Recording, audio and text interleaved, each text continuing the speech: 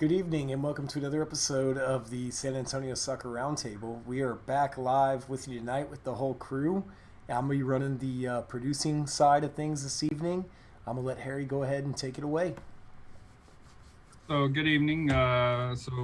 Just with us tonight, we've got Scott, who's doing the producing, and we'll be chiming in as well. He's not getting the night off. Mike's set up tonight. Mike check. We've got everyone's favorite Rafa. How are you doing this evening, Rafa? Good, pretty good. Enjoying the day. You could have a little bit more energy. I was about to say, damn, Rafa, you just depressed the crap out of me, bro. Did you just wake up from a nap?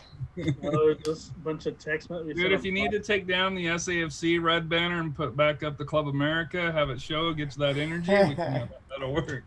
I pull one down with one playing the other or something. And then we have Miss Danielle. How are you? The referee of the group here. Hopefully you can you not give anybody a yellow or red card tonight, but I'm sure I'll get. So I would have been better, but I was reffing this weekend, and after the coin toss, we're chatting about, getting ready for the game, and I'm like, why is there a mosquito biting me? Nope, red ants just swarming my leg. So I'm trying not to. One of the side effects of a fire ant bite is hallucinations. So if I say something, we're just going to blame the fire ants on it tonight.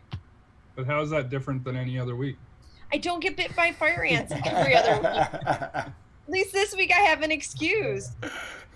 So on tonight's show here, we're going to go over kind of a quick recap of the last three SAFC games, because for us it's been that long, and we've had the pregame show where we've kind of touched base on it, and we had a little show last week here, but Danielle hasn't been able to touch base on it. So we're going to go over the Austin, Oklahoma City, Tulsa, and then Austin. So 4? Are we only doing Oklahoma City, Tulsa, Austin? Maybe we can combine the two Austin games. We'll just lump the two Austin games. In Oklahoma City, and then we'll also be previewing two games this week. We'll schedule 2 games, and we'll get into that in a little bit here. Oklahoma City on Wednesday and Tulsa on Saturday. Both of those games start at 8 o'clock. Both of those are at Toyota Field. However, you cannot go. No fans allowed. So for that here. But you may not be there, but you can submit your TIFO. So I went and picked up my banner today. No idea what I'm putting on there. I got to get paint and brushes, but I'll make it happen. But if you have it, make sure you get it in. Mine may just be some spray paint, but Copa make sure you get it in. Tejas. We already have someone who's a little more. Okay. I mean, I'm just saying, we are a news show here. Is there something in the works? There may or may not be a TIFO in the works, but I can neither confirm nor deny, since I was literally on vacation for 2 days and I checked out last week. So, so hopefully, maybe one of us should pick it up and do one of our little logo, get some free publicity there. I should have thought of that. You guys, you know what? So the one rule on the TIFOs, and Rafa, you can probably clarify this a little bit better for us, but it's always got to be about the club, right? It's not supposed to actually be about really the supporter group or about it. It's more always supposed to be about the club, right? It is, but there's plenty of 118 TIFOs when they panned the TIFO section. And this says SA Soccer. I don't know what a North End boy is, so. You're the North End boys. So at this point, really the only non-SAFC subject that's really came up this week, and it was announced here today, was that the Open Cup was officially canceled. I think the bigger issue, especially locally here with the UPSL, was it Texas or SA Runners? The SA Runners. What's the other league here? For the MP, the National Soccer League. NSL. Team. NSL. So the UPSL, the NSL, UPSL, Gulf Coast Premier League up north of us. Yep. Is there may not be any amateur or non non-professional qualifying because they canceled that as well for 2021. To me, the other big one, which is kind of a discussion point as well, is there's the Champions League spot that's on the line for the winner of this. What happens to that? What happens to it? If you're pro MLS, I think, hey, it should just be awarded. If you're not pro MLS, you're like, hey, we've got to come up with, like a weighted lottery or something to be able to do that. But that's kind of really the only news off cycle right now.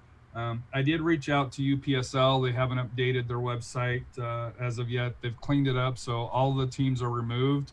So when you go on there, there's really no San Antonio teams listed. However, they did say that they are cleaning it up, which they needed to do. They did say that that's probably going to be coming in the next couple of weeks here, where they're going to be officially announcing, what's going to happen for the fall. Any questions on or any feedback on the Open Cup discussion here?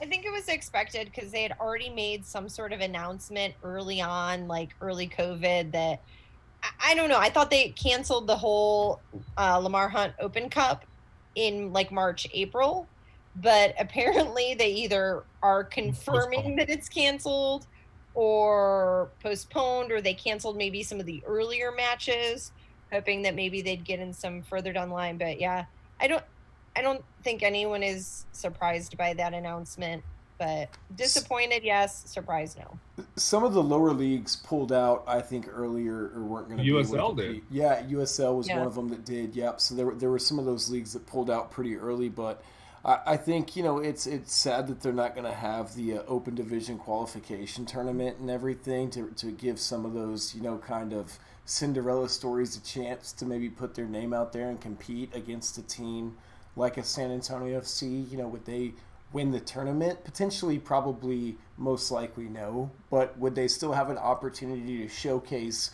their talent, which is what those teams are designed to do? Absolutely. And so they miss out on that opportunity, which is really sad. But the other thing, too, that's always kind of plus and minus is they said that the teams that qualified this year will still be able to play in the next one, but they're also keeping their money from this year to pay for the tournament next year. So for some of those lower tiered teams that might have qualified and already paid some of those funds that might be in a situation where it would be easier to have access to that right now, that's got to kind of stink too. Yeah, the money aspect, because that wasn't just the Open Cup that did that, but leagues withheld quite a bit of the money that was paid into it as well. You've heard various reports about UPSL and the Gulf Coast Premier League.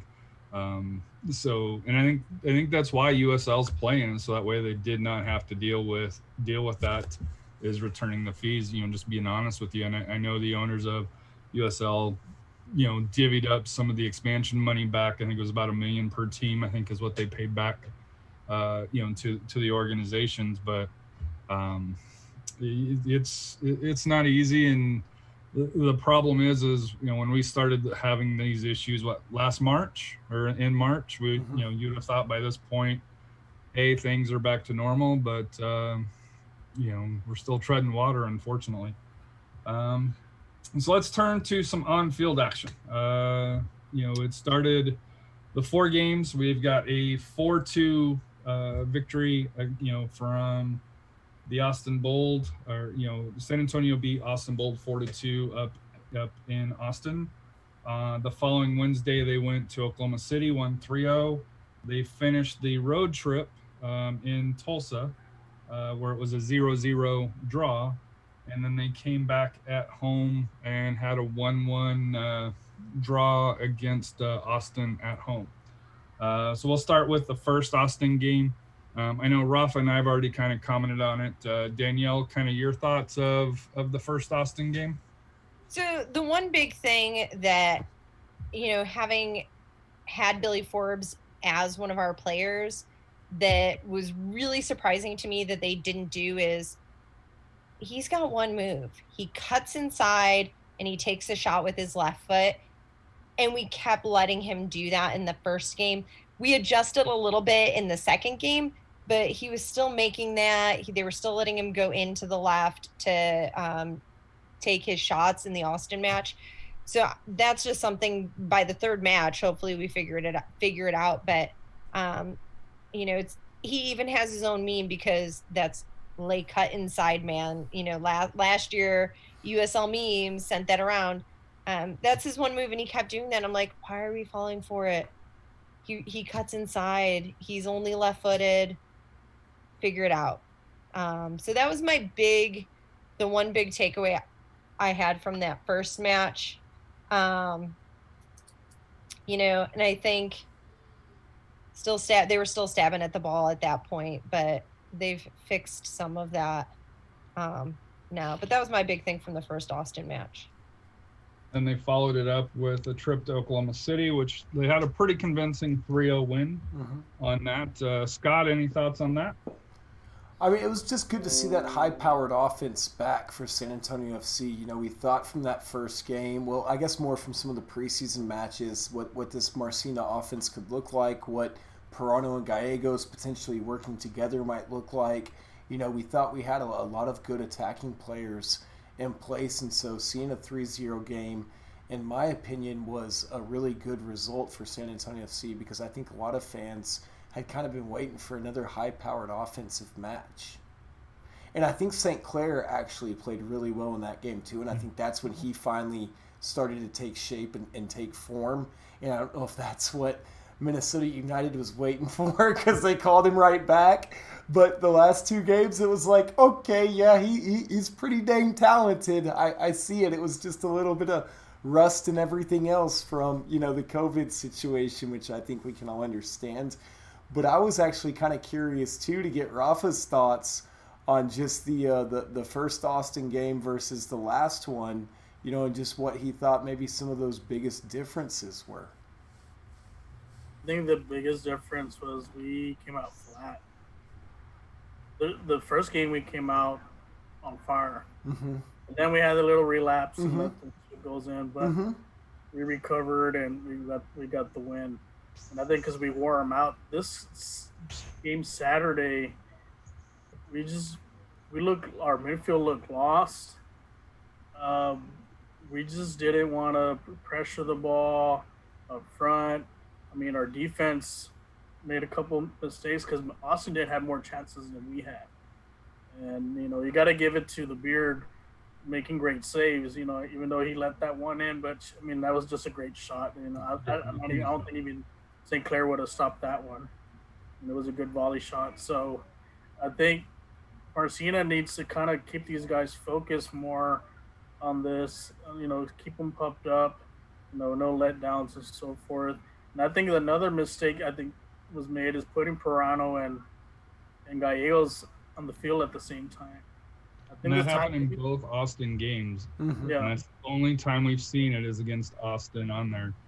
I'd love to know why against Austin that he thinks that's the lineup to go with. Yeah, and I just don't see they're good players. They just kind of look, like I said, lost there, or they were trying to do too much. And one thing we played everything in the middle. We never played anything outside. We needed more width. I think that's what they learned from the first game. Let's spread them apart. So I think the next time we play, the third time we play Austin, I think Pirano needs to start and then come in with the Gallegos as a substitute. I think also what we missed was Harivu back there. I think he really helps out, especially on the defensive mid. I don't know if it's because he was hurt from the Tulsa game. They wanted to give him a little rest. I'm still waiting to see when they're going to ring Chewy out. I think he's a good player to bring in, from off the bench, a good spark. And I think the one that's kind of been consistent as far as the midfield has been PC. He keeps the motor running for the team. I will say, to piggyback off Rafa, I think part of it was PC seemed to be playing much more of a defensive midfielder. And I think he needed to be up the field. I think he has that spark, he has that connection, and he's got such good field vision. Some of his passes and chips and the way he lays it off, I think we were really missing that. And so there was that gap between the forwards and the defense where normally he fills that gap in. I also think if you're going to have Pirano and Gallegos on the field, one of them needs to be playing a forward. This game, they were both playing that offensive center mid, or that, I don't know what you call it. That 3-5-2 attacking mid. Yeah, and I just. But they were stacked, and that was the whole problem with this game is they were in the same space. The two forwards up front, and then immediately behind them, you had Jose and Pirano. There was nobody out on the sides, and then you had PC kind of in the middle, and then you had the back three. It's just, to me, if you're gonna run Jose and Pirano, Balloni or Di Lorenzo is the one that needs to sit. You need to have Haribo back there, because reason why PC's sitting back is because he doesn't have Haribo. Yeah. Or somebody equivalent to it, because Jose is going to be the one that's going forward. So for me personally, the changes between the two games, and then the Oklahoma City and Tulsa, was Haribo not in there, and having Jose and Pirano in there, at the same time. For whatever reason it doesn't work. So let me ask you this, Harry. I'm just curious, because Haribo at the beginning and some of the preseason and stuff like that didn't really have too many strong performances. How important is he now, do you think, to San Antonio FC for this offense? I think as far as for the defensive mid, he's done. He's basically filling the role of, in my opinion, of Pekka.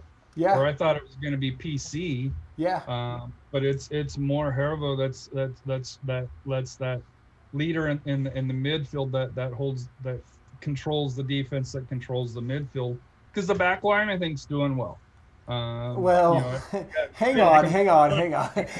but you are right. I will wait a minute. Pause. Let's take a focus on the offense for a second. I will give you credit there, though. Haribo has performed very well, and I'm sorry, Rafa, you can have it after this, but you're right, Harry. I just think that's a great call out, because Haribo has looked really well. We talk about St. Clair and how good he looked in his last couple of performances before getting called back, and Haribo's had a really big part in kind of just controlling the transition portion for this team. I also think too, I understand what they were doing is, we saw it with RGV and we saw it with Austin. They're just going to put, 9 of their players and just kind of block them in as a defense. And so part of that is you can push it out wide and send it into the middle as a long ball, but you're going to have plenty of defenders there to head it out or clear it out. So I get what they're doing is by having both Pirano and Gallegos there, you can break them down like a Liverpool or a U.S. Women's National Team with Rose Lavelle, where you're able to do some of those 1 and 2 touches to break through that defense. I just don't think it worked the way they wanted, and I think Pirano needed to sit up top, or Gallegos, one of them needed to sit up top. And I also think too, this is what we saw with Pirano last year in the early beginning of the season, is we're seeing it with Gallegos. Is Tim Hankinson even mentioned it, but I was like, I completely disagree with you, Tim. Tim was saying, hey, he needs to pass it off. And I'm like, Gallegos is there dribbling, pulling 3 and 4 defenders to him, but there was no one around him. Like in the shot that you saw, I was like, that's going to have to be a really big pass for him to get it to another player. So I also think there's some of that they needed to, like Rafa said, they were a little flat-footed. They needed to be moving a little better off the ball. It was almost like, we didn't have those, the wing backs coming up, and it was almost like by the time they saw Gallegos get stuck, then they came up. Or, hey, when Pirano's in the middle with the ball looking for an outlet, then they came up. But it was almost like 2 seconds too late. And I think they'll connect the way we figured out the way Pirano plays now with Gallegos and Pirano. I think they'll make those decisions.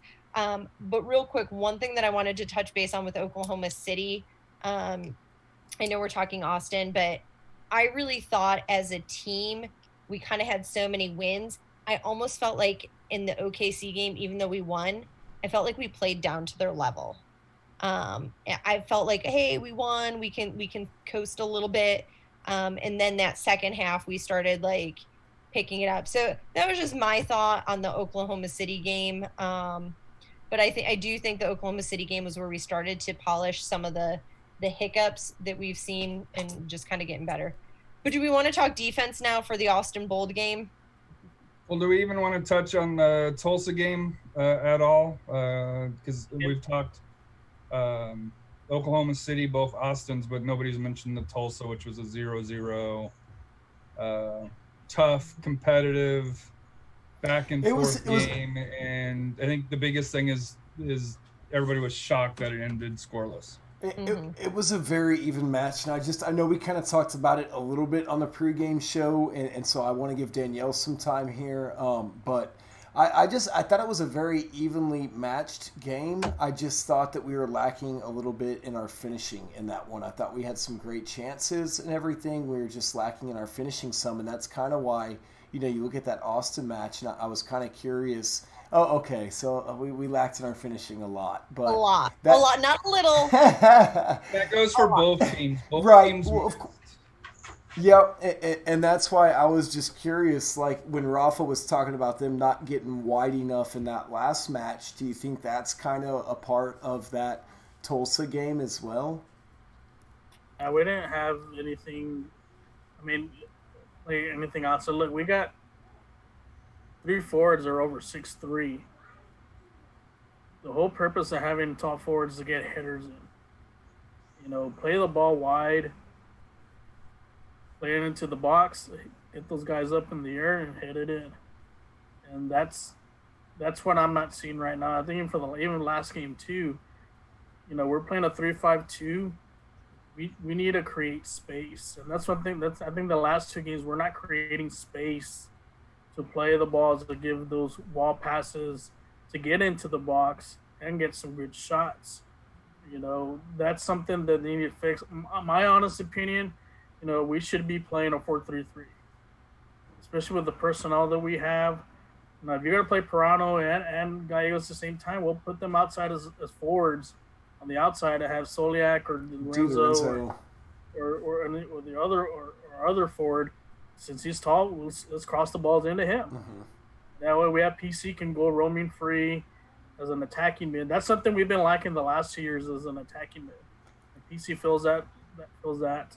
But we need to complement that or have him be able to send those balls outside because they'll leave him open in the middle. Guess what? We can cross that back into the top of the 18. He's got shots. He's got a foot that he can shoot that ball from the outside. So I think that – yeah, go ahead. I agree with you because the Tulsa game was the first game where I really felt like DiRenzo created something. He had the most amazing strike on frame. It was powerful. It was outside the penalty area. I was super impressed because I've been kind of doubting like why. Yes, he's finishing, but the things he's finishing, I'm like that he should be. Now I kind of I've seen him create something, and so I agree with that. I think he has he's better as like coming in and taking that shot, not the finesse 1 and 2 touch player. I definitely agree with that. I think put him out wide, let him take some shots from out wide because he's got the foot and he had one of the better shots that was on frame. The only thing about him is he lacks speed. And you need speed on the outside. He's kind of that post-up player, though, almost, though, right? Like that. That's why you want him on top. None of top. our forwards have a lot of speed, though. Right. We don't have a lot of speed. And that's why you would put it. And that's what you put in Pirano and Gallegos on the outside. You want to put your fast guys outside because you want to pull that defense out. And that leaves 1v1s in the middle for either DiLorenzo, Soliak. And that's when we cross the ball. Because you can beat him to the corner. Or PC gets up top, or Hervey, one of the center mids, you create space for shots for outside or within the box. The whole purpose of they want to play 9 guys on the box. We got to play it outside so we can pull them out. And that will create the space inside the 18 to get the goals. And that's what we're not doing the last 2 games. I feel like we were trying that, but I feel like we had the wrong personnel because we kept trying to beat them with speed. Well, we had the right personnel, but in the wrong places. Right. We kept having like DiLorenzo and Soliak. I'm sorry for pronunciation. They kept trying to push the ball past the defender and beat him with speed. And I'm like, these guys have been smoking you the entire first half. Why are we still doing this? I was like, you learn early on, like, hey, I can't beat him with speed. Maybe I beat him with speed once, but I got to get creative. But it felt like they were kind of just trying to push it past him, beat him with speed, but then they got shut down. And so I think it was the wrong players doing that. Maybe a Gallegos, maybe Pirano. They definitely could do that. But I just felt like our forwards trying to do that. It was the wrong individuals in that, because the Tulsa defenders were fast and they were expecting it, and they shut those down. We weren't able to get crosses off. I think for me, and we've all kind of touched on it, is SAFC is playing way too narrow. And that's why it seems like everybody's parking the bus. It's because we got 4 guys that are in that one spot. To me, I don't understand why we don't have, Chewy. We brought Chewy in. He hasn't made the 18 this entire road trip, I don't believe. He may have been in the first Austin one for that here, but yet he's all over their social media. So obviously he's still a presence, and we know he's got the ability. I just don't know about the tactics that Coach Marcin is, instilling at this point, just like everybody else is. I'm wondering if teams have already kind of adjusted to us, and now we need to readjust again. I think the hard part is you only have 14 matches to figure it out. Yeah, we're halfway with this game on Wednesday. That's half the season already.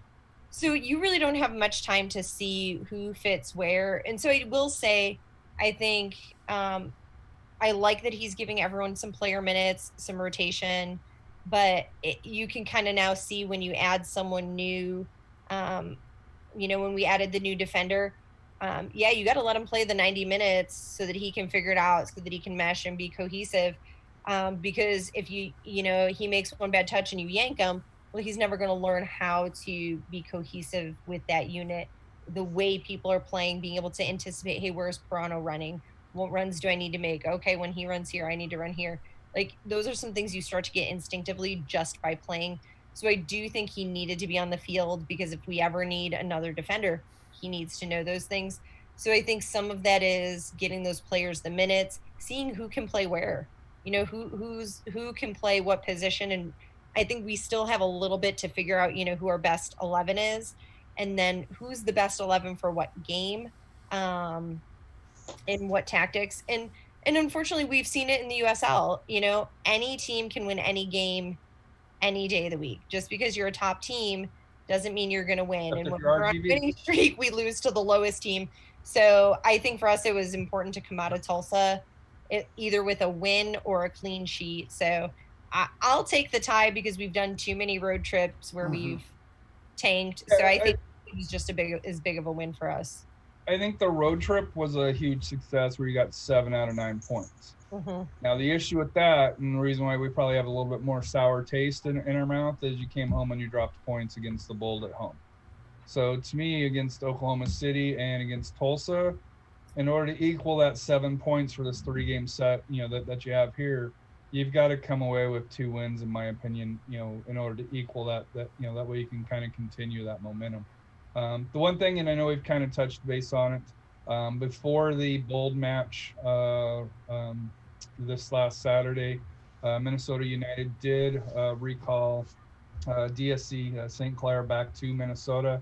So Cardoni is once again the starter, I would assume. And the backup now looks like it's going to go to Jose Carlos Mercado. So I know Scott and Rafa have a little bit that they can say a little bit about Jose and the kind of backup that he is. Or I guess the question is, do they need to go out and get a quality backup, or is Jose that guy? I think Jose might be that guy. I think he's a hidden jewel. And I know when me and Scott went out to see Trinity play Incarnate Word over there at Trinity University, he was very vocal on the field, very organized, made some great saves. Even though he didn't have the best defense, because I know they did score on him, but he was very, like I said, organized, and he did a great job. And I think they got themselves a steal up from signing him. And I'm sure Madrid's probably going to coach him up really good. And I think if there's ever a case for him to go in, I think he'll be ready. but also he'll learn a lot from Cardoni from his experience. And I always tell like your backup keepers always learn from your first one, you know, ideas and so forth. I was confident with Cardoni going in because I know what he can do. I wasn't too worried about for today's game. I know we do miss St. Clair's passing distribution. It was that was the distribution of the ball. There was a difference on that in this game and in the last game. And we talked about that in the pregame show, and whether or not Cardoni was going to be a good distributor of that. So I agree, though, with you, Rafa. I think they've got a quality backup keeper right there, and they don't really need to sign anybody else. And now, finally, maybe they've alleviated a little bit of more of their goalie gate for 2020. And there was no goalie gate, man. Come on. There never was, right? Because I don't think you'll be able to find a goalie right now, unless you get one from USL One, off a loan. But I'm sure the USL One teams are not going to give it up, and I'm sure the MLS teams are not going to give anybody up to bring someone down unless they're serious about getting them playing time. But I think we're fine right now. Do you think that the team loses anything with Cardoni instead of St. Clair? I know distribution's a little bit different, but I think there's a little bit more familiarity with Cardoni than with DSC. So do you think that there's any drawbacks to going to Cardoni at this point? He made great saves. I mean, he made. No, I'm just asking. Great saves. I think he knows the Marcinus system because he's played for him before. A couple of times. So I don't think we're gonna miss a beat. It's just the distribution part. That's it. But as far as with the defense, I think we have a really good defense, except for a couple little things we need to fix. A couple years. Couple little hiccups. We're confident. I mean, I'm confident that they'll do a good job to protect him from getting shots on goal. So, like I said, I think he'll do fine. I think he'll rise up for the occasion. Can we talk about our shots on goal? I guess you would have to have the shots on goal for us to talk about them. Going way over the goal does not count. Now, unless you're in a UCL match, then and you're one of the highest paid players in the game, then sure, send it over the bar. But I think that's just been for the past few games. We're getting the shots. They're just not on target. But that's kind of been the last few years, right? Like that was always Omar Gordon's problem was, we signed him and he'd get some goals, but 90% of them he just ripped over the top of the net. Billy Forbes. Good finisher, only one finish though. Kind of different, but like I think of Omar Gordon, I think of some of the other finishers that we've had. And they've just, that's always kind of been an issue is finishing, it seems like. So we're getting the chances, but they just need to be, they need to be better, period. That's it. That's the podcast. Shots need to be better. What I find funny, and when I said that the defense, well, first, you guys jumped on me for the defense. So we'll start with Scott, because he was the first one. His eyes went all big. It's like, well, what is Harry saying? So what's the deal with the defense? And we'll go around the horn as far as what do you guys see with the defense that I'm not seeing it? Because when I look at the scoreboard, they've allowed, 4 goals all season? 5 goals at most. And that's in 6 games? 6 games. So you're giving up almost a goal a game. One of them was an own goal. And that's a problem right there with the defense. You just answered your own question, right? We're still scoring own goals, and it's 2020. But that happens. Yeah, it happens. Yeah. But my issue with the defense is it's not an overall gap. It's just it's like when the pressure hits on them, they forget everything and go back to distributing balls through the middle of the field, which you shouldn't be doing. Just basic type things. You see breakdowns when the pressure is on them and you need them to kind of hold and suffice and do the smart thing. That's where you see the mistakes. And that's what hasn't changed, I think, in our defense from last year to this year. And that's why you still see own goals. That's why you see them going to clear the ball out of their box up the center of the field and turning it over to the other team right in front of your own net and creating chances for the opposition that, yeah, they didn't score, thank God, but those are issues that we shouldn't still be having in 2020. I'd also like to point out one of the other issues that I had that I was really glad Austin couldn't capitalize on it is we continue to have someone in the penalty area that's free. So we have 3 defenders in a row, but no one's marking this guy who's about 5 yards off the shoulder of the last defender. I'm like, long ball header. I'm like, a sliding ball through. He gets on it. He cuts to the top of the penalty area. I'm like, it's the same problem we had last year where now I will say I did like, I saw Montgomery. The difference in this game is I actually saw him checking for the player, where before the players' faces were towards goal, not paying attention and doing a quick head on, like my coach said, head on a swivel, Danielle, looking back to see the defender. Now Montgomery was doing that and you could see him like adjust his run, but there were still times that I think it was 45 who was free, who was by himself. So that was also a little troubling but I will say some of the problems we talked about in the beginning, we don't have. We're not stabbing like a bunch of 6th graders in the penalty area. Mm-hmm.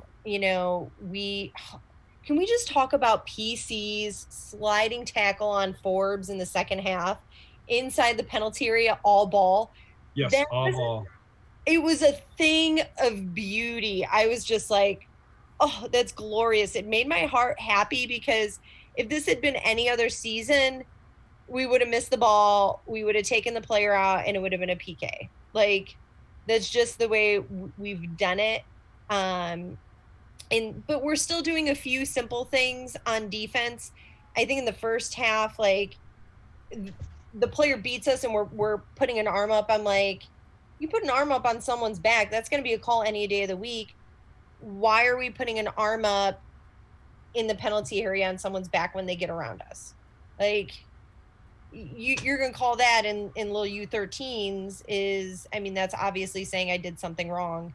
And that player just needs a touch and he'll go to ground to hopefully get the call. So we're getting a little more mature in our defending, but we're still doing some simple mistakes that can cost us points that could be a penalty kick. So I'm happy that we are getting better, and I think we're getting a rotation in now of getting different players. I think Kai Green he was the one who came in as outside defender for Maloney, right? Mm-hmm. Yeah, you could tell this was his first game with the team. It was his first minutes. I think it was unfortunate for him that he didn't get, a 15, 20-minute sub at the end of one of the previous matches. Instead, he's just thrown in. And even he had one other one when Smith went down in RGV.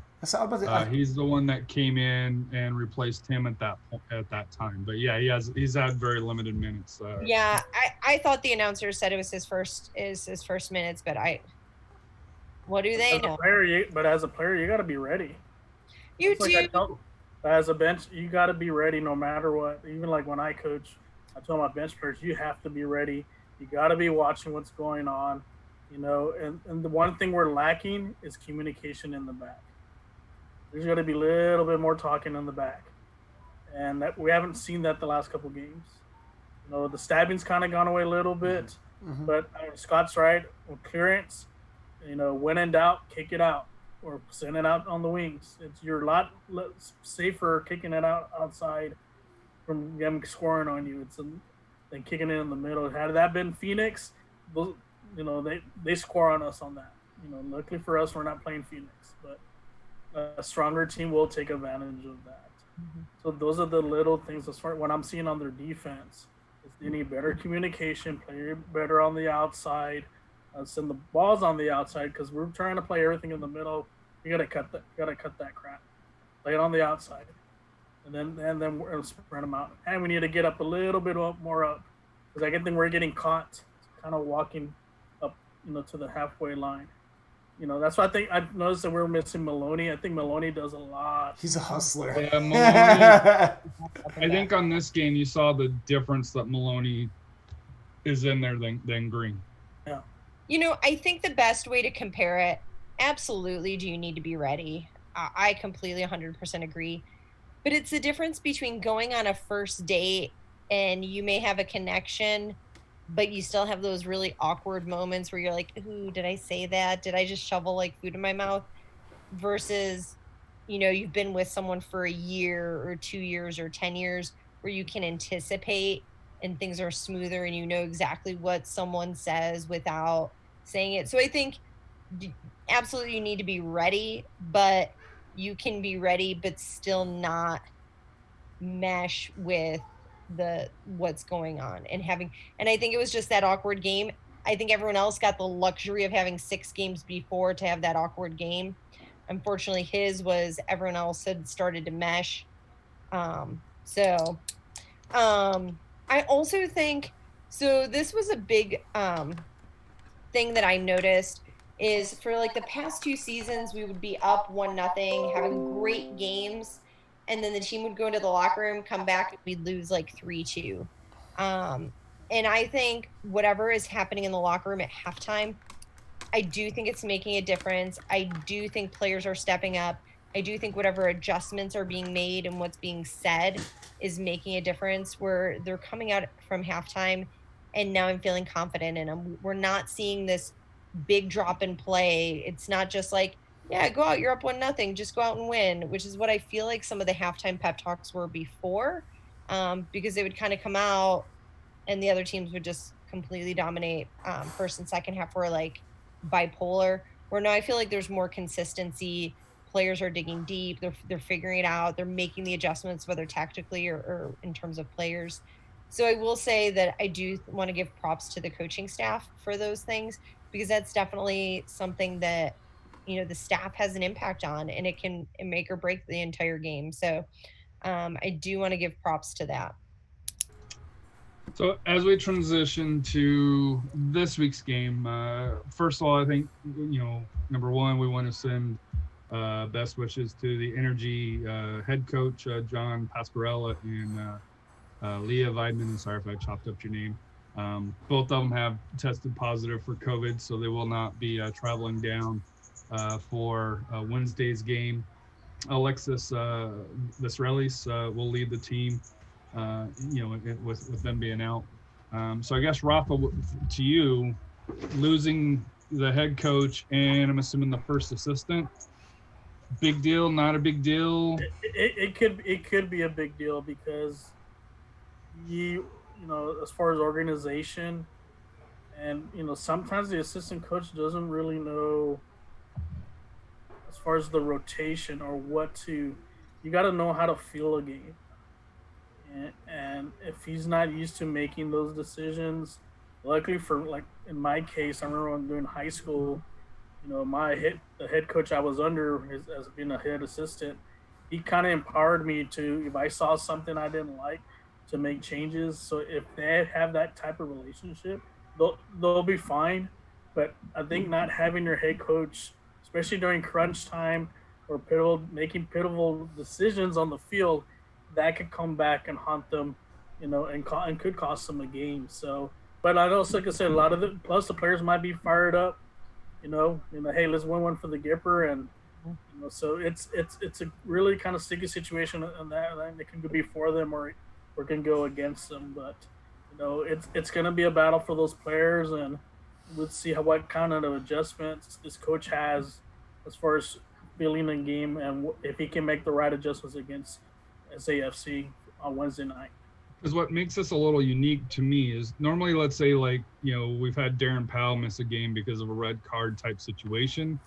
They would still be there on the practice field. With them being in the bubble, they're not, to my knowledge, they're not going to be able to be on the practice field at this time here. And I meant to say, hope everybody in Oklahoma City, with the players, the staff, and especially the coaches that have tested positive, that everybody gets a speedy recovery and is in good health for that here from all of us here.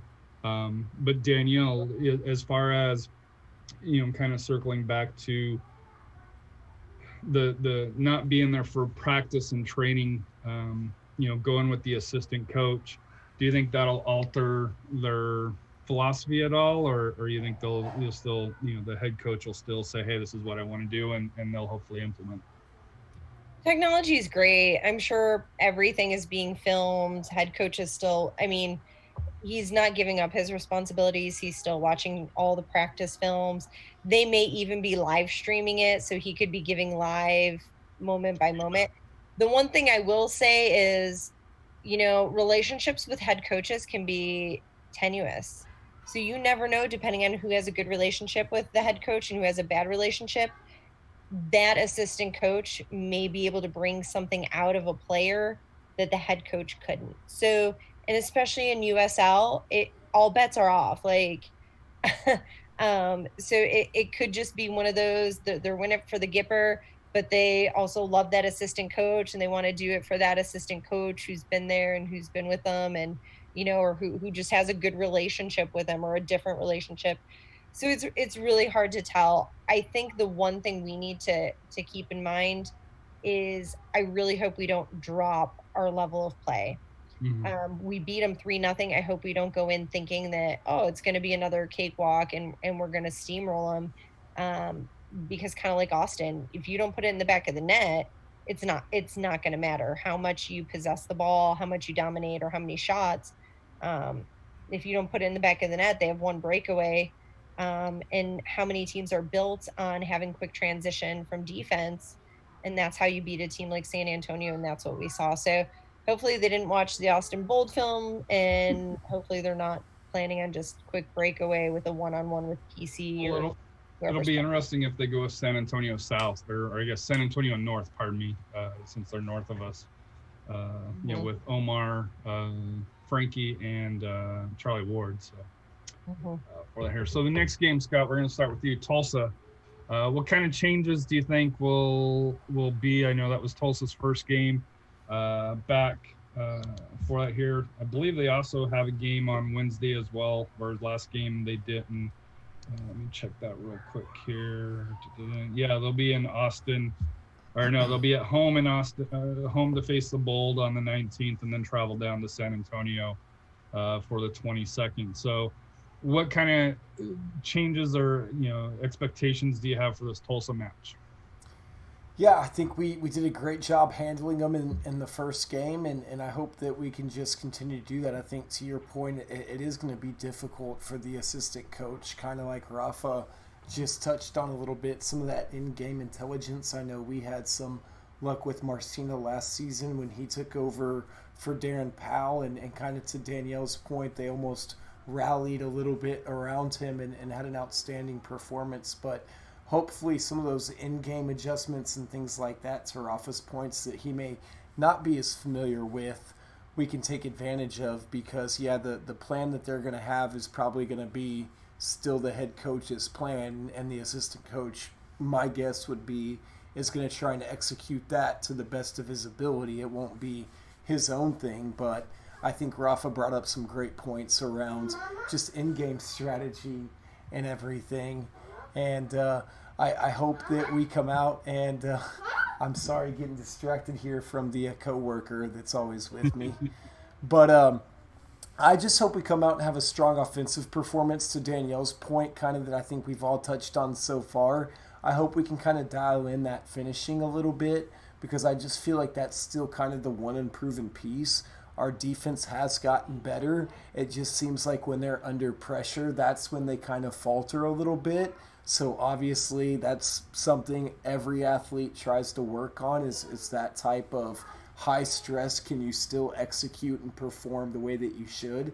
So I think if they can dial that in against Tulsa, and I think if our finishers can actually do a little bit better job with their shooting, which it looks like has kind of been a pretty big focus from some of the practice videos and things like that, which I know it's always a focus, right? But hopefully if they can get that finishing dialed in, we can have another 3-0 match.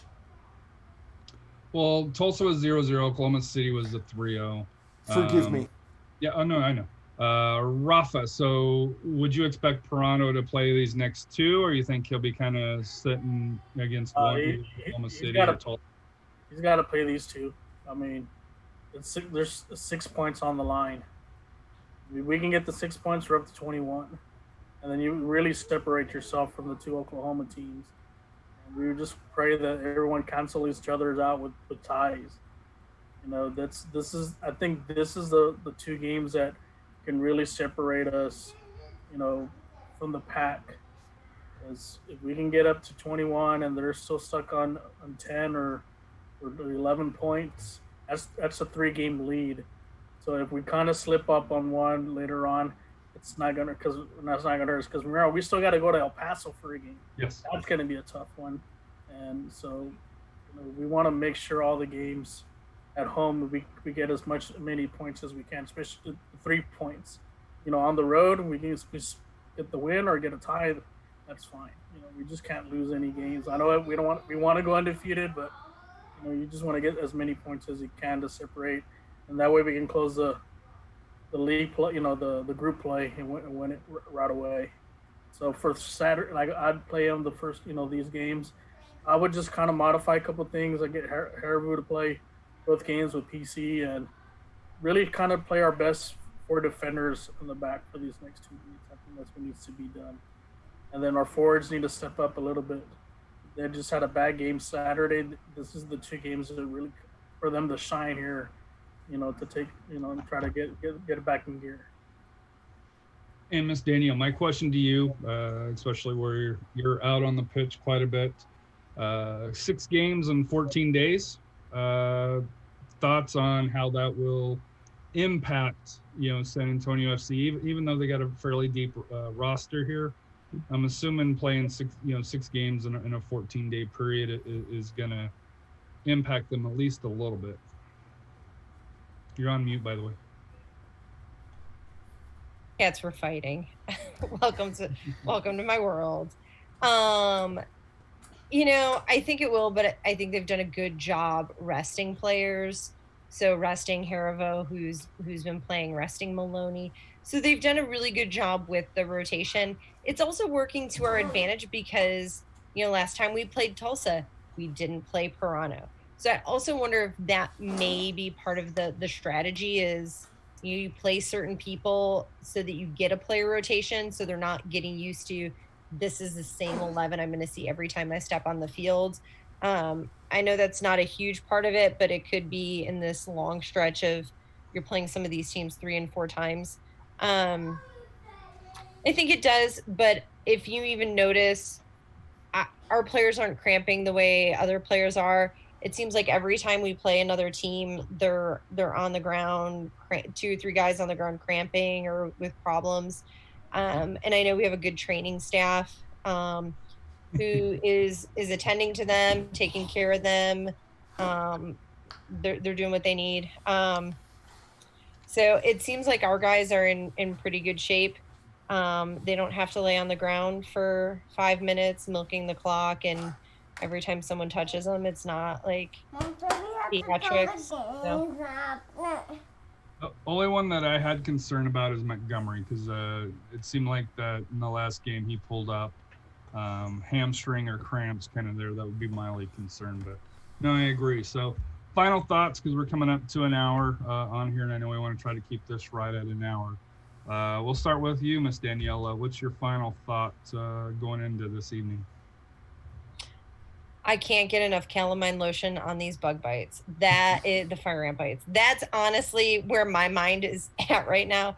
But as far as SAFC, I'm enjoying watching them this season is my thought. Like everyone's complaining about stuff on social media, and I'm like, do you just not like soccer? Because I'm really enjoying watching them. I'm enjoying watching them for the full 90 minutes. Is it all beautiful all the time? No, but I feel like we've made a leap from last season to this season, and as a unit, we're better. We're playing better. We're looking better, especially 7 games into the season. So, I've just been enjoying watching the game, and there's so much that's going on in this world. Like fire ant bites, and 2020 just needs to be done. That. Just enjoy it. Enjoy that we're winning. Enjoy that we're undefeated. Don't nitpick. Just enjoy the ride. That's my thought. Rafa, your closing thought. Is this the week that the beard comes off, or are we going to try to extend the beard? Well, it's probably extend a little bit. Maybe after Champions League. Hey. So give Barnes some luck for Scott. Thank you. Yeah, I'm just looking forward to this week. Like I said, 2 big games for SAFC against the Oklahoma teams. Hope they like the heat because it's not as hot in Oklahoma than it is here. So enjoy the 100-degree weather. So hopefully we get the 6 points. That way we take control of the group. And I'm just looking forward to this week. A lot of great soccer. Not only SAFC. Like I said, we got Champions League. We got El Tráfico. We got so it's an exciting week. I know a lot of people are kind of still. Excuse me with the COVID. That was the most awkward timing ever. All right. Some of the COVID, but like I said, great time to watch some quality soccer. Support your local team, and also like an outside too. Get your soccer fix on this week. Scott, your final thoughts?